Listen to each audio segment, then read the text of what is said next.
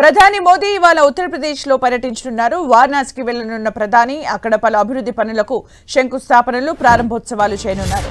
దీంతో పాటు రైతులకు పీఎం కిసాన్ సమ్మాన్ నిధి పథకం కింద నిధులను విడుదల చేయనున్నారు. పీఎం కిసాన్ సమ్మాన్ నిధి పథకం కింద 20వ విడతగా 9.7 కోట్ల మందికి పైగా రైతుల ఖాతాల్లో 20,500 కోట్లకు పైగా నిధులను నేరుగా బదిలీ చేయనున్నారు.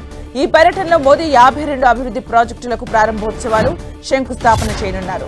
మొత్తం 2,200 కోట్లకు పైగా నిధుల్ని, పలు పనులను ప్రారంభించనున్నారు. అనంతరం వారణాసిలో జరిగే బహిరంగ సభలో మోదీ పాల్గొనున్నారు. ఇవాళ ఉదయం 10:30 లాల్ బహదూర్ శాస్త్రి అంతర్జాతీయ విమానాశ్రయానికి మోదీ చేరుకుంటారు.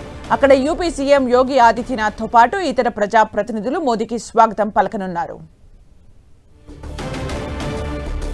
నేడు వారణాసిలో ప్రధాని మోదీ పర్యటన కొనసాగనుంది. పలు అభివృద్ధి కార్యక్రమాలకు శంకుస్థాపనలు చేయనున్నారు ప్రధాని మోదీ. ఆ తర్వాత బహిరంగ సభలో పాల్గొనే అవకాశం కనిపిస్తోంది. ఉదయం 10:30 అక్కడ ఎయిర్పోర్ట్కు చేరుకోనున్నారు. అక్కడ ముఖ్యమంత్రి యోగి ఆదిత్యనాథ్తో పాటు మరింత మంది బీజేపీ నేతలు కూడా స్వాగతం పలకనున్నారు. పీఎం కిసాన్ సమ్మాన్ నిధుల్ని ఈ రోజు విడుదల చేయనున్నారు ప్రధాని. అందులో భాగంగా వారణాసి పర్యటనలో భాగంగా పలు అభివృద్ధి కార్యక్రమాలకు శ్రీకారం చుట్టనున్నారు. 2,200 కోట్ల నిధులకు పనులకు సంబంధించి కూడా శ్రీకారం చుట్టనున్నారు.